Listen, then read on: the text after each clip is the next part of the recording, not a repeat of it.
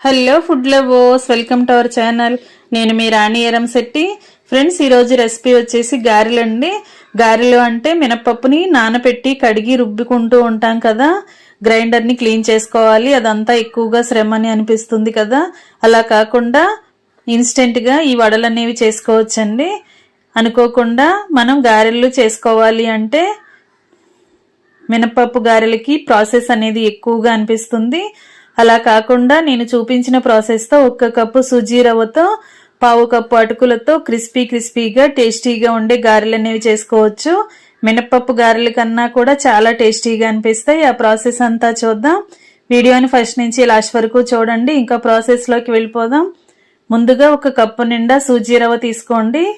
ఉప్మా చేసుకుంటూ ఉంటాం కదా, ఆ రవ్వను తీసుకుని ఇలా మిక్సింగ్ బౌల్లోకి వేసుకోండి. ఇలా ఒక గిన్నెలోకి వేసుకోండి. మనం ఏ కప్పుతో రవ్వను కొలిచి తీసుకున్నామో అదే కప్పుతో 1/2 కప్పు అటుకులు తీసుకోండి. అటుకుల్లో డస్ట్ అనేది ఉంటుంది కదా, దానిని ఒక స్ట్రైనర్తో జల్లించండి.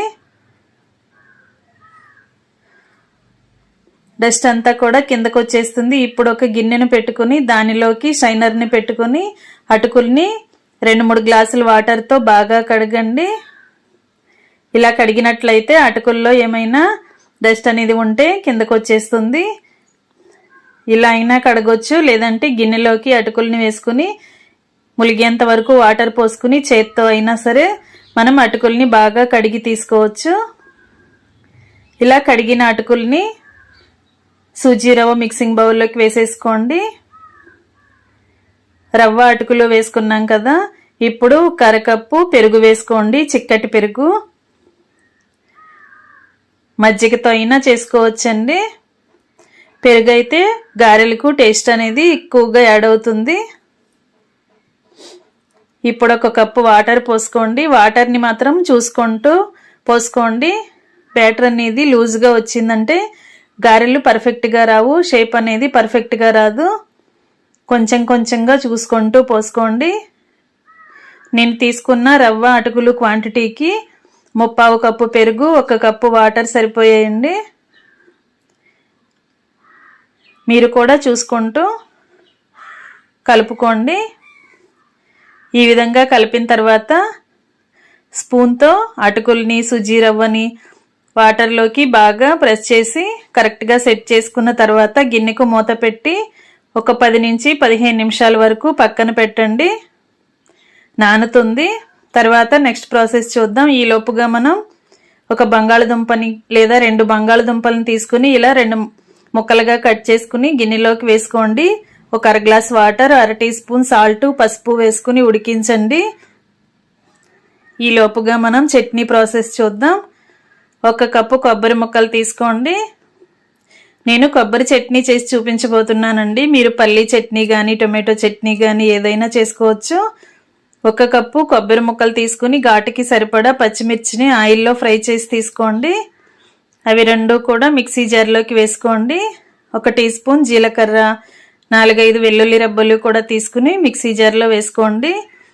కడిగి పెట్టుకున్న కొత్తిమీరను కూడా తీసుకుని వేసుకోండి. సాల్ట్ కూడా తగినంత వేసుకోండి. అలాగే 1 రెబ్బ చింతపండుని నానబెట్టుకుని ఆ చింతపండును కూడా వేసుకోండి. వాటర్ అనేవి తర్వాత యాడ్ చేద్దాం. ఫ్రెండ్స్, కొత్తిమీర అనేది నేను పచ్చిగానే వేసాను కదా, మీరు ఆయిల్లో ఫ్రై చేసి అయినా తీసుకోవచ్చు. పచ్చిమిర్చిని ఫ్రై చేసినప్పుడు కూడా కొత్తిమీరను కూడా ఆయిల్లో ఫ్రై చేసుకుని తీసుకోవచ్చు. ముందుగా మనం చట్నీని బరకగా గ్రైండ్ చేసి తర్వాత తగినన్ని వాటర్ పోసుకుని ఇలా కొంచెం లూజ్గా గ్రైండ్ చేయండి. కొబ్బరి చట్నీ అనేది పల్లీ చట్నీ లాగా మరీ జారుగా ఉండకూడదండి. ఇలా కొంచెం గట్టిగానే ఉంటే చట్నీకి టేస్ట్ అనేది బాగుంటుంది. చట్నీ ప్రిపేర్ చేసుకుని గిన్నెలోకి పెట్టుకున్నాం కదా, ఇప్పుడు పోపు కూడా రెడీ చేసుకుని చట్నీలో కలుపుకోండి.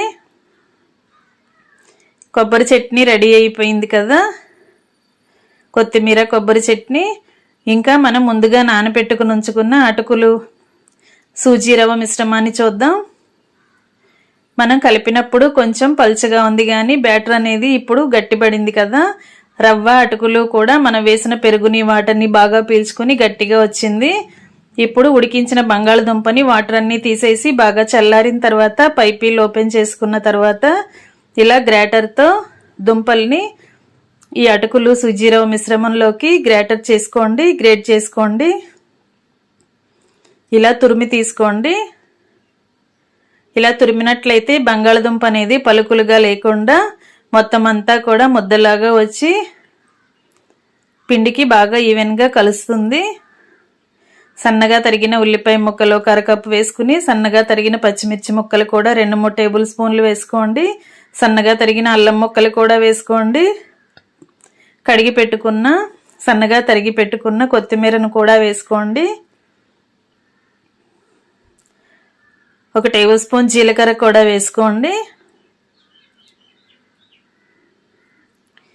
ఇవన్నీ కూడా బాగా కలిపిన తర్వాత టేస్ట్కి సరిపడా సాల్ట్, చిటికెడు వంట సోడా కూడా వేసుకోండి. ఇవన్నీ పిండిలో బాగా కలపండి. చేత్తోనే పిండిని బాగా కలిపినట్లయితే పిండి అంతా కూడా మనం వేసిన ఇంగ్రీడియంట్స్ అన్నీ కరెక్ట్గా ఈవెన్గా కలుస్తాయి, పిండి మొత్తానికి కలుస్తాయి. ఇప్పుడు 1 కప్పులో వాటర్ పెట్టుకుని చేతిని వాటర్తో తడుపుకుంటూ పిండిని కొంచెం కొంచెంగా తీసుకోండి. ఇలా గారెలకు కరెక్ట్ షేప్ అనేది వస్తుందో లేదో చెక్ చేసుకోండి. మనం వేసిన ఇంగ్రీడియంట్స్ కానీ తీసుకున్న క్వాంటిటీ కానీ వాటరు పెరుగు క్వాంటిటీ కానీ కరెక్ట్గా సరిపోయాయండి. డైలీ ఎక్కువగా మనకి కుకింగ్ ప్రాసెస్ ప్రాక్టీస్ ఉన్నవారు చేతులతోనే అరచేత్తోనే గారె అనేది డైరెక్ట్గా గారె షేప్ అనేది చేసుకుని ఆయిల్లో వేసుకోవచ్చు. లేదంటే ఏదైనా మందంగా ఉన్న పేపర్ తీసుకోండి. ఇలా బైండింగ్ పేపర్ లాంటిది కానీ న్యూస్ పేపర్ లాంటిది కానీ తీసుకుని దానిపైన ఇలా నేను చూపించే విధంగా వాటర్ని అప్లై చేసి కొంచెం కొంచెంగా పిండి ముద్దని తీసుకుని ఇలా గారెను షేప్ చేసుకుని ఇలా కూడా డీప్ ఫ్రై చేసుకోవచ్చు.